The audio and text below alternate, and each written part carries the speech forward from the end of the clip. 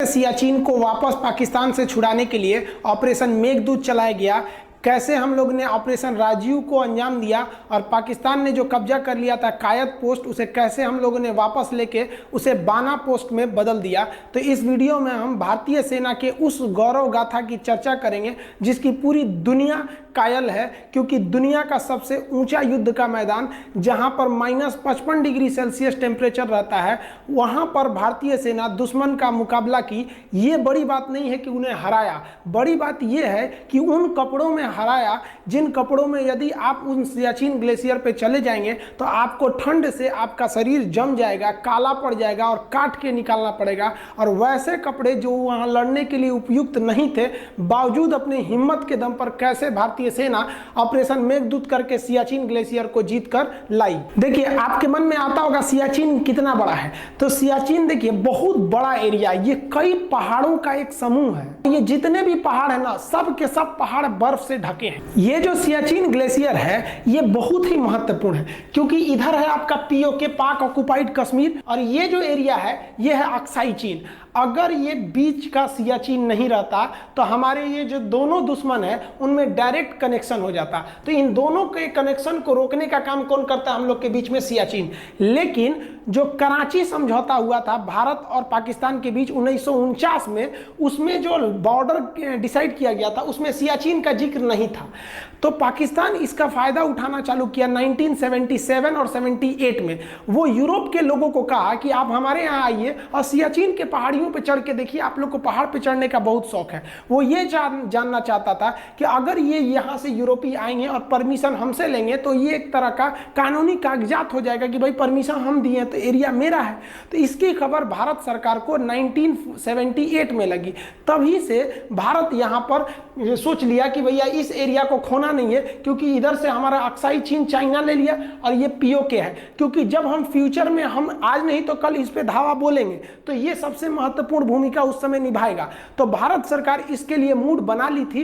तब भारत ने यहाँ से अपने सैनिकों को सियाचिन की ओर भेजना चालू किया। लेकिन दिक्कत यह था कि सियाचिन में टेम्परेचर -55 डिग्री सेल्सियस हो जाता है और यहाँ पर देखिए, यहाँ -55 लिखे हैं और यहाँ पर 35 फीट स्नोफॉल होता है। सोचिए, हमारी हाइट 5 फीट 6 इंच है और वहाँ बर्फ गिरता है 35 फीट, यानी हमसे 7 गुना ज्यादा बर्फ गिर जाता है। यानी अगर हम किसी एक जगह पे रात भर खड़े हो जाए ना तो 35 फीट बर्फ से नीचे धंस जाएंगे। इतना खतरनाक कंडीशन हो जाता है। और वो 6 किलोमीटर यानी 6000 मीटर ऊंचा है।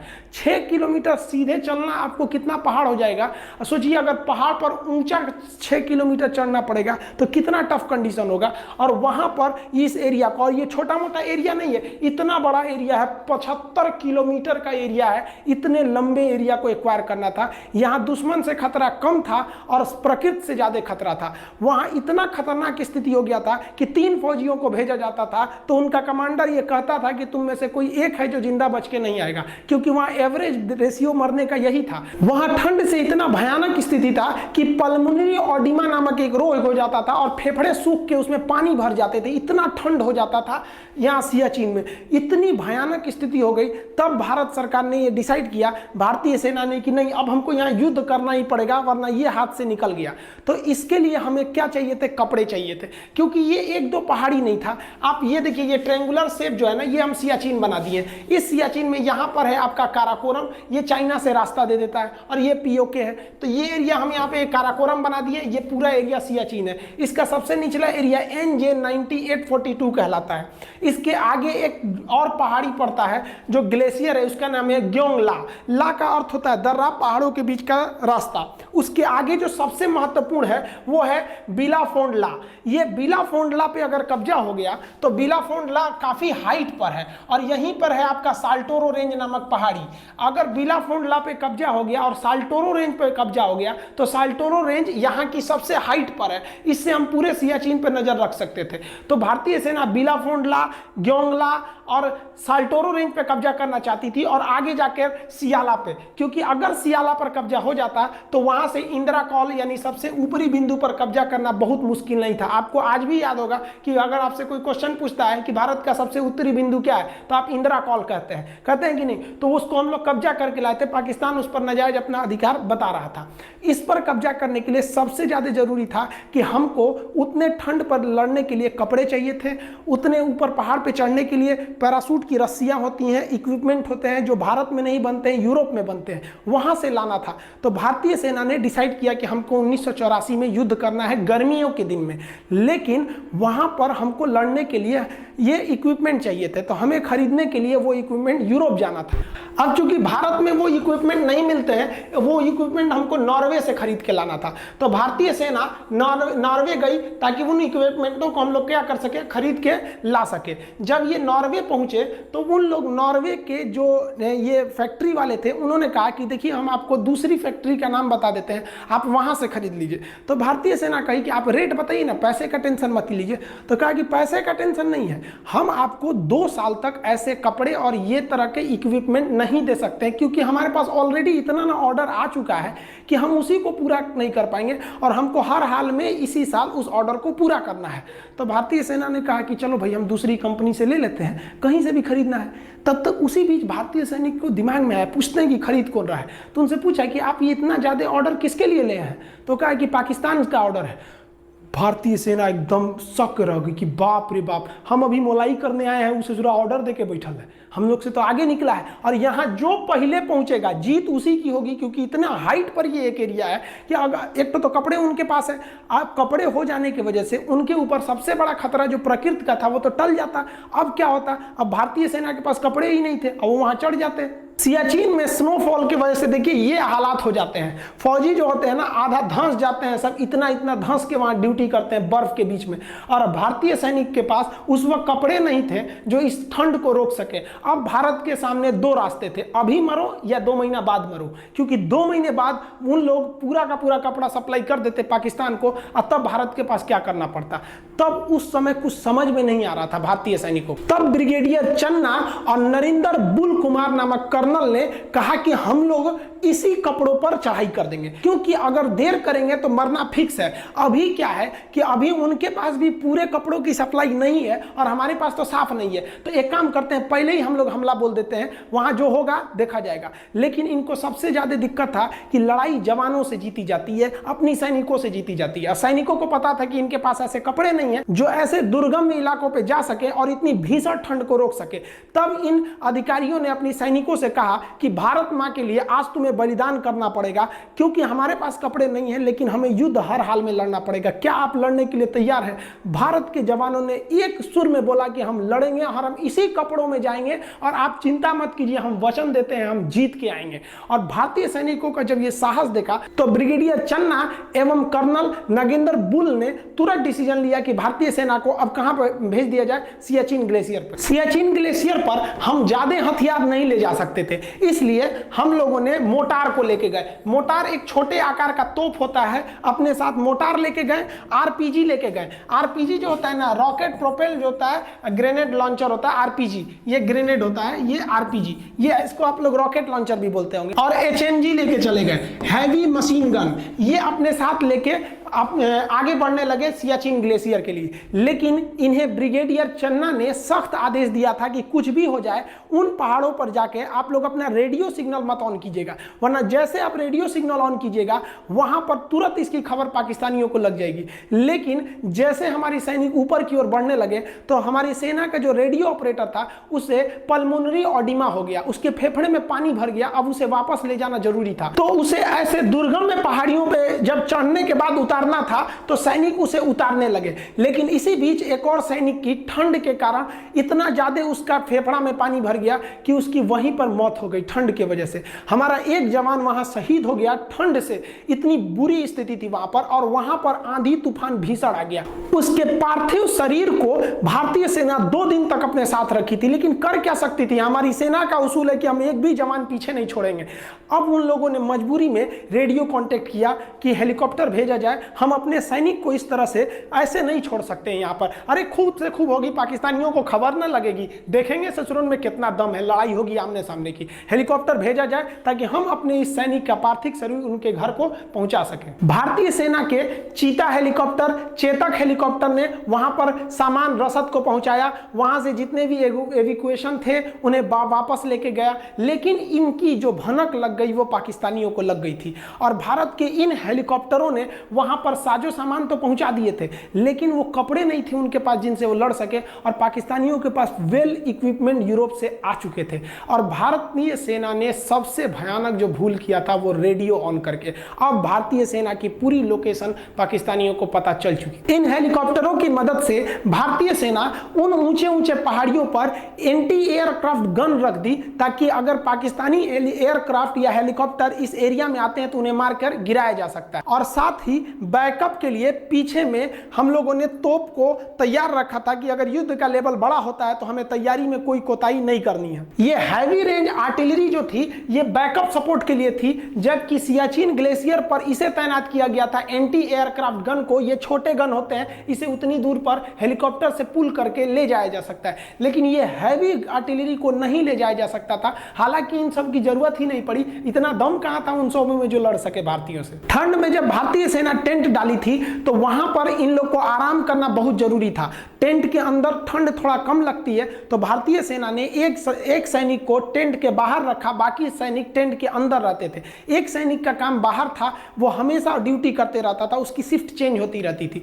लेकिन 13 अप्रैल को जब ये मिशन चालू हुआ था तो उसके 3-4 रोज बाद, ऐसे जैसे हम लोग आगे बढ़ते गए, तब एक दिन ऐसा आया, ड्यूटी पर थे लांस नायक चंचल, उनको अचानक हलचल दिखाई दी पाकिस्तानियों के मूवमेंट की। पाकिस्तानी ना HMG मशीन लेके आए थे, हैवी मशीन गन। इस HMG गन से वो अंधाधुंध फायरिंग करने लगे और भारतीय सैनिक सोए हुए थे। यहां अगर 5 मिनट की देरी होती तो वो लोग सो रहे भारतीय सैनिकों को मौत के घाट उतार देते। यहां सबसे बहादुरी का काम किया था लांस नायक चंचल ने। उसने अपनी राइफल से इस भयानक मशीन गन का मुकाबला करते हुए सीधे रणभूमि में कूद गया और गोली मारना चालू किया। और जैसे गोली चालू किया तो इधर से भी फायरिंग हुई, उधर से भी फायरिंग हुई। इस फायरिंग की आवाज सुनकर भारतीय सैनिक उठ गए। तब तक यहां से लांस नायक चंचल ने ये HMG चला रहे पाकिस्तानी के ठीक हेडशॉट किया था। जैसे गोली मारा, यहां से चंचल ने गोली मारा और वहां से पाकिस्तानी गोली आके सीधा हेडशॉट किया लांस नायक चंचल को। लांस नायक चंचल की उंगलियां उसके बाद भी बंदूक पर थी और वह मरने के बाद भी गोली चलाता रहा था। इस साहस को देख के पाकिस्तानियों का दिल दहल गया। तब तक भारतीय सैनिक उठ चुकी थी। वो उठने के बाद नींद क्या चीज होता है, तुरंत धावा बोल दी और 5 मिनट के अंदर अंदर पाकिस्तान के 26 सैनिकों को मौत के घाट उतार दिया। और ये वैसे सैनिक थे जिन्हें यूरोप से कपड़े दिए गए थे कि इन कपड़ों को पहन के आप लड़िएगा। भारतीय सैनिकों के पास तो एक ही चीज की कमी थी, इन कपड़ों की। इस ससुरा क्या करेगा सर, उगारे कर दिया लोग, उसको ले जाओ ससुरा को इनका। अब भारतीय सैनिकों के पास जो कपड़े की कमी थी वो कपड़ा तब हो ही गया। अब इधर जो पाकिस्तानी थे वो ओवर कॉन्फिडेंस में थे। उन पाकिस्तानी बेस कमांडरों को लगा कि जो वो 26 सैनिक भेजे हैं ना, वो लोग अब अपनी जगह पे पहुंच गए हैं, जबकि वो तो अपने जगह पे नहीं दूसरे जगह पे पहुंच गए थे। उनकी लाश को भारतीय सेना इज्जत से दफना दी और भारतीय सेना इनके ड्रेसों को पहन के अब रेडी थी। पाकिस्तानी फौजी जो थे बेवकूफ़ सब, उन लोगों ने जो रसद था, जो सामान थी या जो ड्रेस एक्स्ट्रा थे वो ले आके यहाँ गिरा दिया। उनको लगा कि ये जो पाकिस्तानी सैनिक ड्यूटी कर रहे हैं, वहाँ ड्यूटी कर रहे थे भारतीय सैनिक। आज भी वहाँ जो ड्यूटी करते हैं ना भारतीय सैनिक को, पाकिस्तान के पैसे से खरीदे हुए जो ड्रेस भेज दिए थे वही पहन के ड्यूटी करते हैं। सोचिए कितना बुरा लगता होगा पाकिस्तानियों को जब भारतीय सैनिक को जो वर्दी देखते होंगे सब, तो क्या सोचता होगा, ससुरा कहीं का हम खरीद के लाए थे, हमारा वर्दिया ले लिया यहाँ पे। ठीक किया ससुरा, तुमने औकात में रह के लड़ाई लड़ो ना, ये क्या मतलब हुआ, कुछ कर देंगे। इस पहली कामयाबी के बाद भारतीय सैनिक का मनोबल अपने 7वें आसमान पर था और इन्हें अब किसी चीज की कमी नहीं थी। अब ये लगातार आगे बढ़ते रहे। ये ग्योंगला, बिलाफोडला, साल्टोरोलेन, सियाला कब्जा करते हुए आगे बढ़ते रहे और बहुत ही जल्द देखते देखते भारतीय सेना ने पूरे सियाचिन को अपने कब्जे में ले लिया। ये बिलाफोडला है। अगर यहाँ पर आर्मी पहुंच जाती तो यहाँ से हम नुब्रा वैली, यहाँ जहाँ से नुब्रा नदी निकलती है, वहाँ के रास्तों को हम बंद कर सकते थे। इसलिए बिलाफोंडला को कब्जा किया गया ताकि वहाँ से जो पाकिस्तानी एंट्री कर रहे थे उसको रोका जा सके। यहाँ देखेंगे ये जो बिलाफोंडला है, यहाँ से जब नदियाँ, ये ग्लेशियर का बर्फ पिघलता है तो ये जाके मिल जाता है इस नुब्रा नदियों में। ये नुब्रा नदी है, यहाँ से बहती है, और ला का अर्थ क्या होता है? पतला रास्ता। यहाँ से पतले रास्ते भी जाते हैं नुब्रा नदी के बगल से। बिलाफोंडला के कब्जा के बाद अब आर्मी जो थी वो सियाला की ओर बढ़ रही थी। सियाला में पहाड़ियों की जो ढलान थी वो एकदम खड़ी थी, जहां पहुंचना काफी दुर्गम में था। आर्मी को जो सबसे बड़ा फायदा हुआ था वो इस साल्टोरो रेंज को लेकर था, क्योंकि वहां की सबसे ऊंची पहाड़ी साल्टोरो रेंज है। साल्टोरो रेंज के पश्चिमी साइड में हम पाकिस्तान पर नजर रख सकते थे, और साल्टोरो रेंज के पूरब में हम इस साइड में चाइना पर नजर रख सकते थे। तो उस समय इस पहाड़ी पर कब्जा करना सबसे जरूरी था, और इसको कब्जा जब कर लिया गया तब पाकिस्तानियों की रीढ़ टूट गई, क्योंकि यह साल्टोरो रेंज से आप अगल बगल के किसी भी एरिया पर नजर रख सकते हैं। अब आप सोचिए कि इस दुर्गम में पहाड़ी पर चढ़ना कितना मुश्किल होगा। यहाँ से नुब्रा वैली पर नजर रख सकते हैं, उधर से जितनी भी घाटियाँ आ रही हैं वहाँ से हम नजर रख सकते थे। तो ये साल्टोरो रेंज को कब्जा किया गया। अब यहाँ से कोई भी मूवमेंट जो थी वो आराम से हमको दिख सकती थी। यहाँ पे देखेंगे कोई भी पहाड़ी रेंज है या किधर से भी देखेंगे। अब ये नुब्रा वैली है, इस एरिया से निकल जाएगी यहाँ पे, और ये एरिया चला जाएगा पाकिस्तान की ओर। तो हम लोगों ने सबसे पहले साल्टोरो रेंज को कब्जा कर लिया।